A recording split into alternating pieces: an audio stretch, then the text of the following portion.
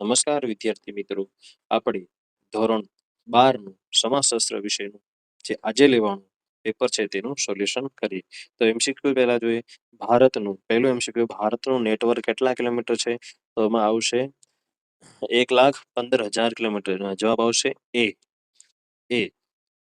પ્રશ્ન નંબર 2, ભારતમાં 2011 ની વસ્તી ગણતરી મુજબ સૌથી વધુ વસ્તી કયા રાજ્યમાં છે? તેનો જવાબ આવશે ઉત્તર પ્રદેશ. પ્રશ્ન નંબર 3, બૌદ્ધ સંપ્રદાયનું ધાર્મિક પુસ્તક કયું છે? તો એમાં આવશે ત્રિપિટક.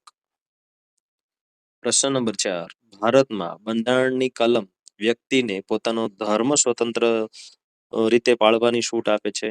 તો ઓપ્શન એ, કલમ નંબર 25. પ્રશ્ન નંબર 5, અનુસૂચિત જાતિનું સૌથી મોટું પ્રમાણ કયા રાજ્યમાં છે? તેનો જવાબ આવશે પંજાબ. ગુજરાત રાજ્યમાં અન્ય પછાત વર્ગ માટે 1979માં કયું કમિશન નિમવામાં આવ્યું હતું?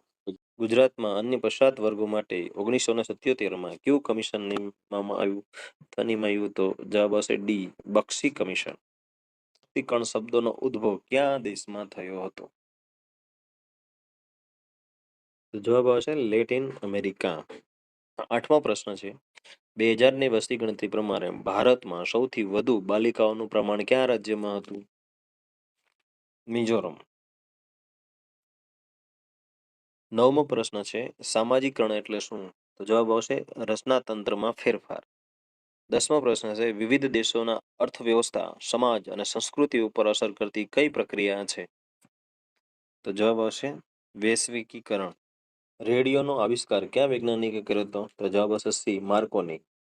12મો પ્રશ્ન છે, ભારતમાં ઇન્ટરનેટ સેવાનો આરંભ ક્યારે કરવામાં આવ્યો હતો? તો જવાબ છે બી, 15 ઓગસ્ટ 1995.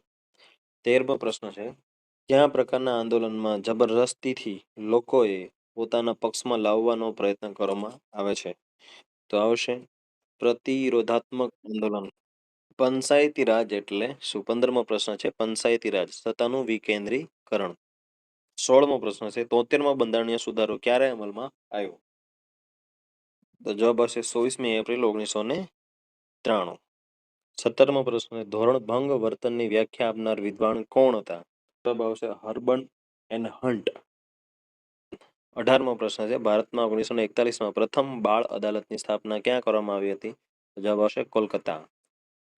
ભારતમાં ચેન્નઈમાં સૌ પ્રથમ ડોક્ટર સુનીતિ સેવલોમેન એક સેક્સ વર્કરને એસઆઈવી હોવાનું નિદાન કઈ સાલમાં કર્યું?